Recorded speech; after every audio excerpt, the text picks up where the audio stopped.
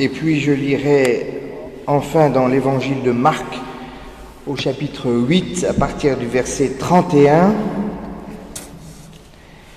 Jésus commença à leur enseigner qu'il fallait que le Fils de l'homme souffre beaucoup, qu'il soit rejeté par les anciens, les grands prêtres, les scribes, qu'il soit mis à mort et que 3 jours après, il ressuscite. Il tenait ouvertement ce langage et Pierre, le tirant à part, se mit à le réprimander. Mais lui, se retournant, voyant ses disciples, réprimanda Pierre et lui dit « Retire-toi derrière moi, Satan, car tes vues ne sont pas celles de Dieu, mais celles des hommes. » Et puis il fit venir la foule avec ses disciples et il leur dit « Si quelqu'un veut venir à ma suite, qu'il se renie lui-même et qu'il prenne sa croix, qu'il me suive. En effet, qui veut sauver sa vie la perdra, mais qui perdra sa vie à cause de moi et à cause de l'Évangile la sauvera. Quel avantage l'homme a-t-il à gagner le monde entier s'il le paye de sa vie? Que pourrait donner l'homme qui a la valeur de sa vie? Car si quelqu'un a honte de moi, de mes paroles au milieu de cette génération adultère et pécheresse, le Fils de l'homme aussi aura honte de lui quand il viendra dans la gloire de son Père avec les saints anges. Ô Seigneur, ta parole est la vérité, éclaire-nous, rends-nous saints par ta vérité. Amen.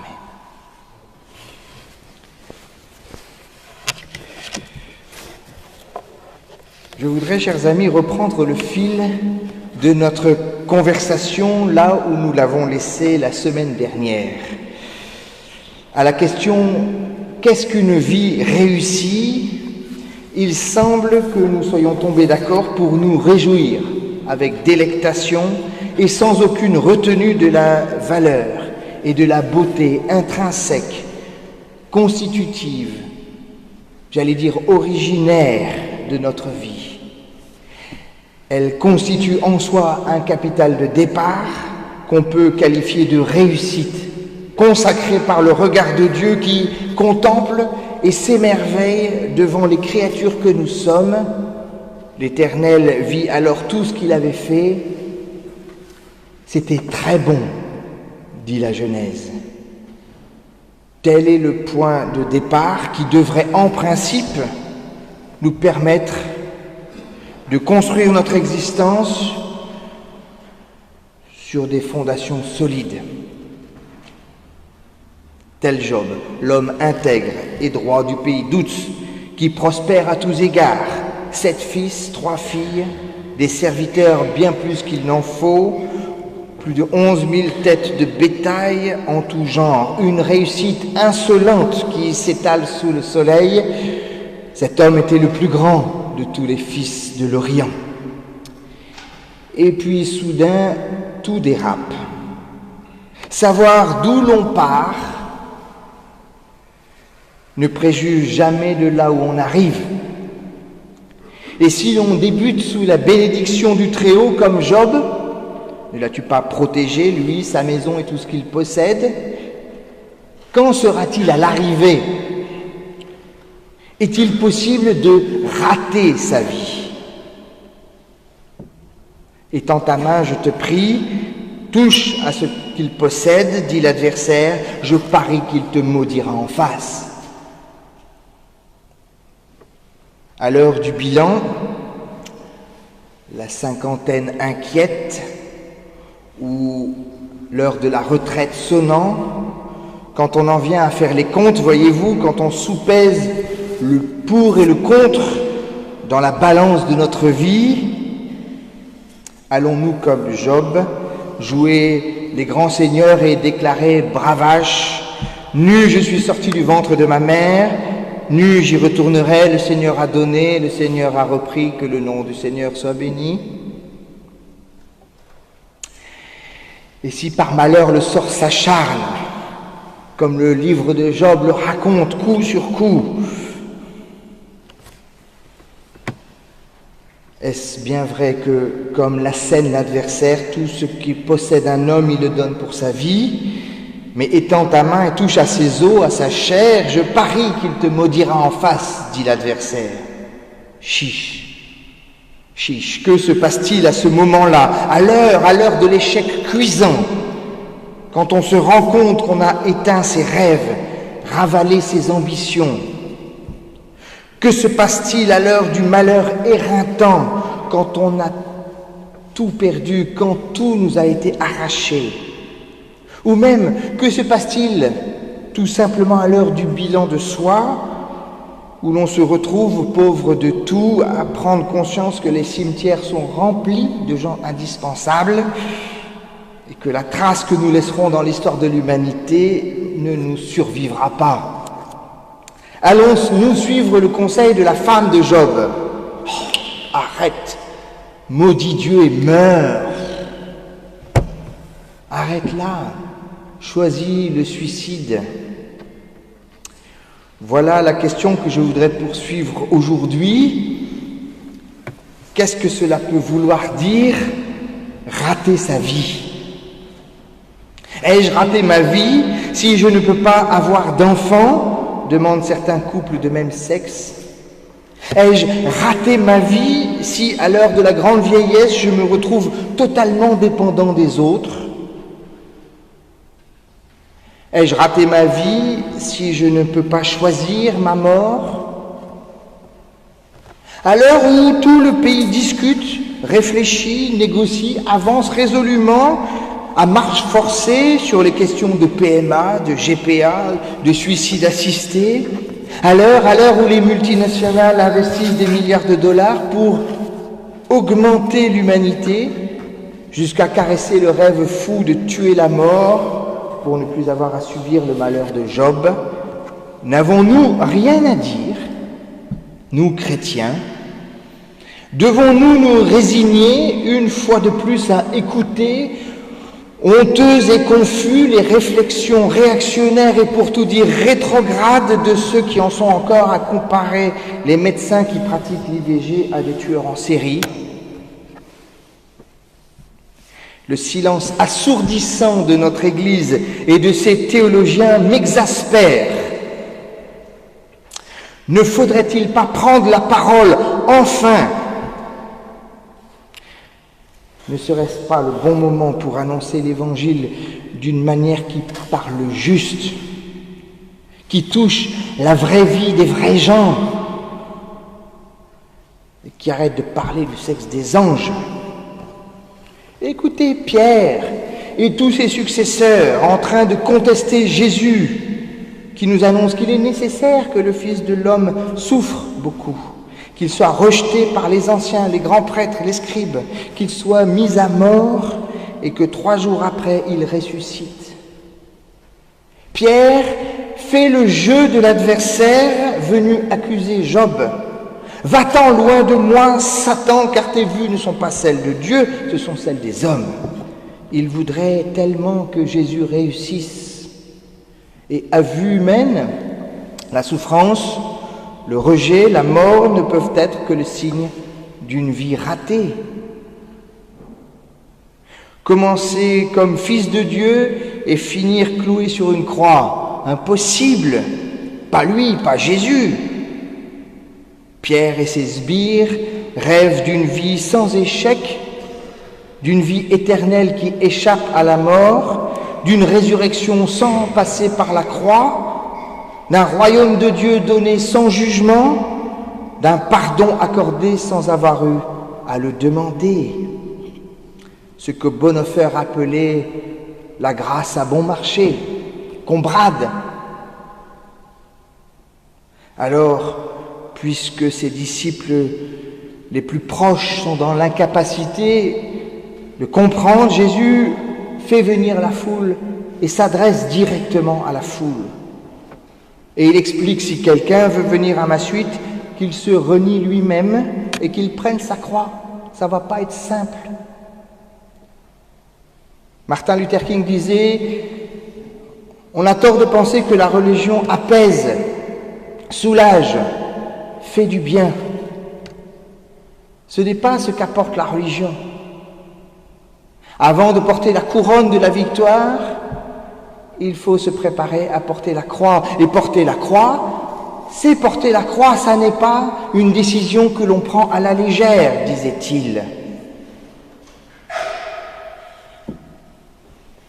Si quelqu'un veut sauver sa vie, quelqu'un qui veut sauver sa vie la perdra, mais qui perdra sa vie à cause de moi et de l'Évangile la sauvera. Pas sûr que Jésus ait réussi à convaincre la foule.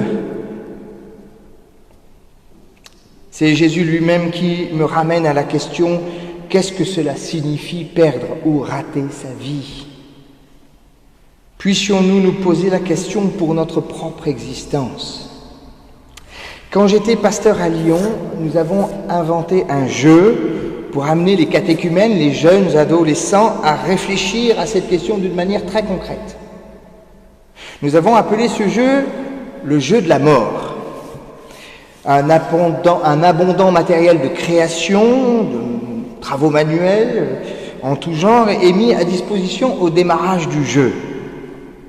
Chacun est invité à réaliser le chef-d'œuvre de sa vie pendant la durée du jeu qui est de 79 minutes pour les garçons et 85 minutes pour les filles, chaque minute équivalent à une année d'espérance de vie.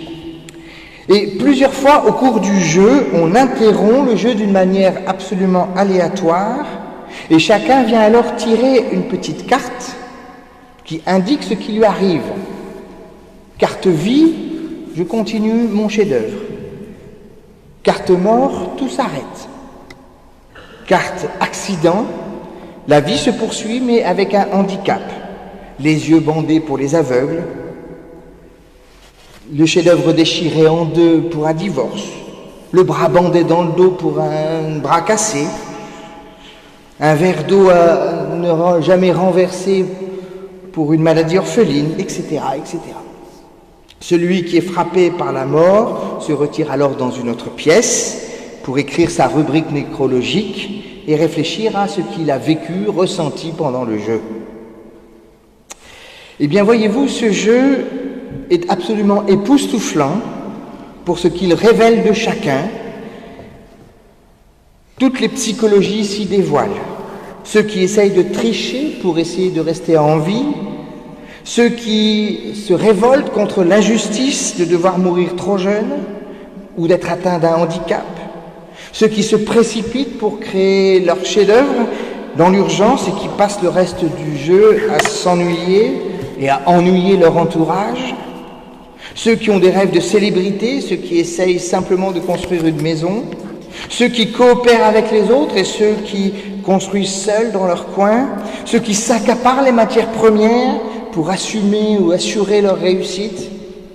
En fait, quand après le jeu, on essaye de prendre du recul, ce jeu de la mort permet de mettre en lumière 3 manières différentes de rater sa vie. On peut rater sa vie comme on rate une cible que l'on vise. Nous avons tous besoin de nous projeter dans l'avenir, de viser demain, d'imaginer des lendemains qui chantent. C'est le propre de l'homme que de vouloir marquer l'histoire en gravant des symboles sur les parois de sa grotte. Construire, élaborer, créer, voilà qui constitue le propre de l'homme. On constate alors que certains joueurs ont beaucoup de mal à élaborer un projet à leur dimension. Certains visent trop grand et vivent de frustration et de ressentiment. D'autres visent trop petit et s'ennuient terriblement, tournant en rond, sans plus vraiment de raison de vivre. C'est une question de mauvaise orientation. Quand on ne regarde pas dans la bonne direction, qu'on manque l'essentiel en se laissant fasciner par l'accessoire, le superficiel, le secondaire, l'outil, la technique. Il est possible ici de penser aux 2 grandes utopies qui marquent notre époque et qui fonctionnent en miroir l'une avec l'autre. Il y a d'un côté l'utopie transhumaniste et de l'autre l'utopie animaliste. Les transhumanistes pensent que grâce aux nanosciences et à l'informatique, il est en effet devenu possible de se débarrasser de l'animalité de l'homme. Naissance, maladie, infirmité, douleur, vieillissement, mort. Si on le peut, on le doit, l'homme peut devenir un surhomme en acceptant de n'être qu'une machine, un cyborg. Au croisement de deux prophéties autoréalisatrices, l'humanisation de la machine et la machinisation de l'humain. Et il y a de l'autre côté l'utopie animaliste, l'homme qui prétend que l'homme est un animal comme les autres, à ceci près qu'il est un super prédateur de la nature. Et puisqu'il n'y a pas de raison, il n'y a pas de différence essentielle entre l'homme et les autres animaux, puisque nous avons 99% du code génétique en commun avec les singes et les souris, puisqu'il n'y a pas de différence essentielle entre l'animal et l'humain, alors il n'y a pas de raison de différencier moralement les humains et les animaux. Tous les individus de toutes les espèces sont égaux, ils ont tous droit à la vie, toute la vie animale a droit au respect, nous devons tous donc être véganes. Les deux utopies, transhumanistes et animalistes, ont en commun de rater la cible. Homme augmenté d'un côté, homme rabaissé de l'autre, comment ne pas y voir une haine de l'humain, une haine de soi qui ne dit pas son nom? Rater la cible. On rate sa vie en ratant la cible. La seconde manière de rater sa vie se dévoile dans le jeu de la mort à l'heure d'affronter la difficulté, au moment de surmonter l'obstacle. Un malheur qui fait chuter, une occasion de scandale, dit la Bible. À l'heure du malheur de Job, à l'heure de se renier soi-même pour prendre sa croix, pour porter sa croix, comme le dit Jésus. Il me semble que beaucoup de nos contemporains se sentent coincés, paralysés par la peur devant la violence du monde tel qu'il va, le sentiment d'impuissance, voyez-vous, d'avoir le nez dans le tas de sable et de ne pas pouvoir sortir de cette paralysie, de cet écrasement devant tout ce qui nous échappe, le ressentiment et la colère devant la réussite de quelques-uns vécue comme une injustice insupportable. J'en veux pour preuve le succès, puisqu'il faut bien parler de succès d'un Donald Trump qui veut rendre la grandeur de l'Amérique, portée à la Maison-Blanche par tout un peuple de petites gens, humiliés, frustrés, sans avenir, pour qui tout ce qui est étranger est dangereux, les Mexicains, les musulmans, les immigrés. J'en veux pour preuve la popularité sans faille d'un Poutine, d'un Viktor Orban, d'un Matteo Salvini ou d'un Recep Erdogan. Je préfère voir les sondages en berne pour notre président, signe d'une bonne santé de la démocratie. J'en veux pour preuve le Brexit, construit sur l'humiliation des petites gens qui se sentent manipulés par les technocrates de Bruxelles et qui veulent retrouver leur souveraineté. J'en veux pour preuve les jeunes, bien de chez nous, qui s'engagent pour le djihad, pour tout casser, pour retrouver fierté, autonomie, sens à leur vie. Oui, il est une manière de rater sa vie que de se sentir bloqué, enfoncé, paralysé par la violence du monde. Et puis, troisième manière de rater sa vie se trouve au sens de ne pas avoir les éléments nécessaires à sa propre construction. Manquer, voyez-vous, des éléments de base, des matériaux qui me permettent d'exister et d'être, qui me permettent d'agir, qui me permettent de prendre en main ma vie pour ne pas seulement la subir, pas seulement réagir aux événements qui surviennent bien malgré nous, Pour enfin devenir auteur de sa propre vie, nous avons besoin de briques de base, de matériaux de construction indispensables à notre personnalité. Je pense ici qu'il faut absolument contester la pyramide de Maslow, qui hiérarchise, voyez-vous, les besoins de l'humanité. Depuis les besoins physiologiques, on passe aux besoins de sécurité, puis aux besoins d'appartenance et puis aux besoins d'estime pour enfin atteindre l'accomplissement de soi. Allons, si l'on écoute Maslow, les pauvres ne pourraient jamais réussir leur vie parce qu'ils manquent du nécessaire. Je pense bien plus pertinent de se tourner vers les pédagogues, ceux qui accompagnent le développement de l'enfant. Et se tourner vers les besoins de l'enfant depuis sa naissance jusqu'à la construction de l'âge adulte. L'enfant commence en ayant d'abord et en premier lieu besoin de relations, d'affection, d'amour. Aimer et être aimé est le premier besoin de l'humain parce que cela apporte la confiance en soi. Première brique pour construire une personnalité. Je t'aime d'un amour éternel et je te garde ma fidélité, dit l'Éternel dans le livre du prophète Jérémie. Et puis, après le besoin de relation, nous avons besoin d'attention. C'est ce moment, voyez-vous, où les enfants se placent au milieu de l'assemblée et font beaucoup de bruit pour attirer l'attention vers eux. Et ennuient les adultes qui essayent d'avoir une conversation. Ils sont là jusqu'à 11h du soir alors que vous essayez de boire l'apéro avec vos amis invités et qui vous gâchent la soirée parce qu'ils ont besoin d'attention, qu'on les regarde. Ils ont besoin d'avoir une place, un besoin de reconnaissance. Ce moment où, au stade du miroir, ils se reconnaissent eux-mêmes et ils attendent, dans le regard des autres, la confirmation de leur existence. Être reconnu pour ce que l'on est offre l'estime de soi. Deuxième brique, deuxième matériau de construction, après la confiance en soi, l'estime de soi. Et puis, l'enfant grandit et puis arrive au stade du pourquoi. Pourquoi le vent, pourquoi le soleil, pourquoi la mer est salée. Besoin d'information, besoin de comprendre, besoin de connaître les règles, de décortiquer les jouets qu'on offre. Comprendre et savoir donne du respect de soi. Je connais et je comprends le monde qui m'entoure.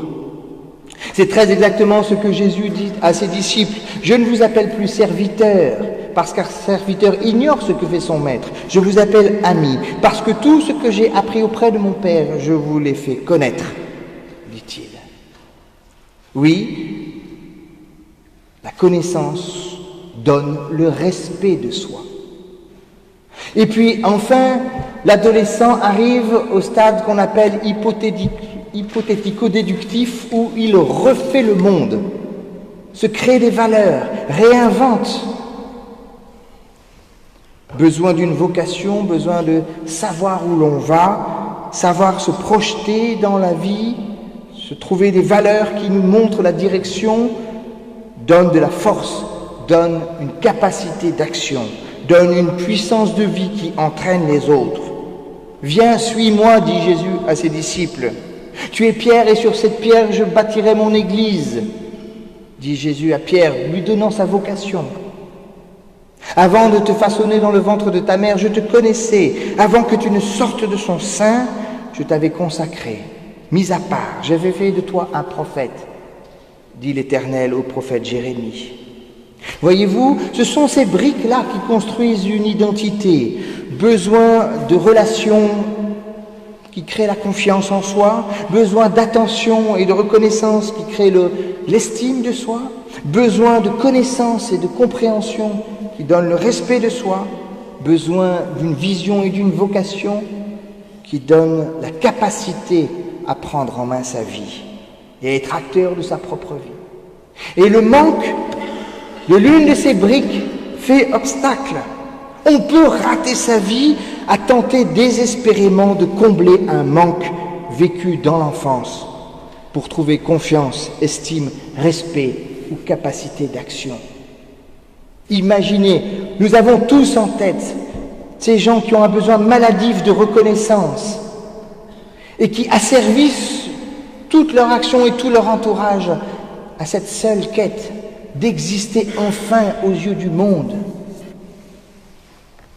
3 manières différentes de rater sa vie: se tromper de cible, être paralysé par le malheur et manquer des éléments qui construisent une personnalité. 3 manières de repenser le péché à distance de la moralisation habituelle qui réduit la question à une morale infantile du genre « c'est pas bien, tu vas avoir la fessée, le Seigneur va te punir », à laquelle plus personne ne croit. Le péché, voyez-vous, c'est ce qui peut me faire rater ma vie. Il est temps pour nous de reprendre la parole, disais-je, pour annoncer l'Évangile d'une manière qui parle juste, qui touche la vraie vie des vrais gens. Et là où le péché a abondé, dit Paul, la grâce surabonde. Il est temps d'annoncer l'Évangile pour réorienter notre vie vers Dieu et retrouver la beauté de l'humain qui n'est ni une machine ni un animal. Il est temps d'annoncer l'Évangile pour trouver dans la foi le courage d'être et de traverser le malheur, de l'affronter, pour être en capacité de se relever quand on a été ébranlé dans les fondements de son existence. Il est temps d'annoncer l'Évangile pour recevoir de Dieu les matériaux nécessaires pour construire une vie humaine équilibrée, un homme à sa place d'homme, faite de confiance en soi, d'estime de soi, de respect de soi et de capacité à prendre sa vie en main et à prendre ses décisions et ses responsabilités. Retrouver enfin par l'Évangile la beauté de la vie qu'on pense avoir ratée. Et si c'était cela, ce qu'on appelle le salut, retrouver la beauté de la vie que Dieu vous a donnée. Amen.